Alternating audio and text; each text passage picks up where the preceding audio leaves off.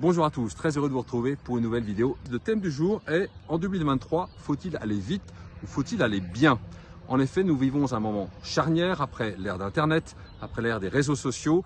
ChatGPT nous entoure depuis quelques mois et nous permet d'obtenir une synthèse habile et pertinente, souvent, de millions d'informations. Idem au niveau relationnel, nous envoyons un WhatsApp à une personne, nous pouvons nous impatienter si nous n'obtenons pas de réponse au bout de quelques heures, voire de 30 minutes.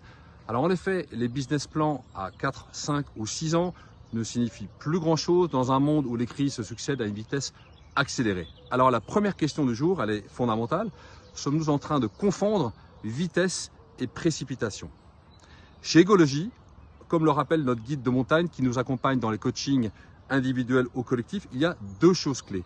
Quand on coach, on a souvent la finalité d'être dans le moment présent et le mouvement permanent, car les neurones sont stimulés en montagne, les cellules renouvelées, le corps et l'esprit régénérés.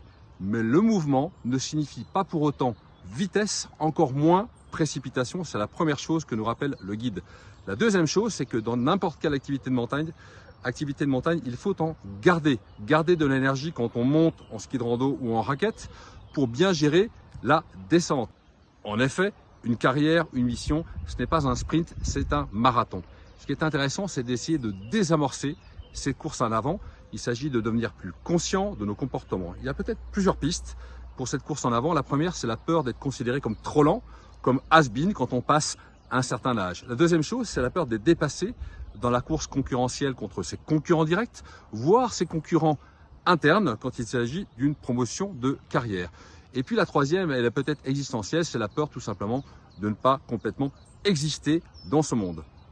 Alors en entreprise, la précipitation laisse souvent place à l'interprétation subjective, à des jugements hâtifs, à toutes sortes de biais cognitifs. Nous avons vu des gens rapidement déclassés à cause d'une remarque ou d'une mauvaise réunion. Nous avons vu à cause de la précipitation également de mauvaises décisions prises sous l'impulsion qui peuvent mettre en danger l'entreprise. Alors allez bien et non pas vite, c'est se permettre d'être dans le moment présent, de respirer un bon coup, célébrer les succès, faire preuve de gratitude, plutôt que de sans cesse être dans la projection d'un futur espéré. Alors vous me direz, tout ça c'est un peu subtil, cette distinction. Être dans le mouvement, oui, pour éviter l'inertie, s'offrir constamment de nouvelles opportunités, oui.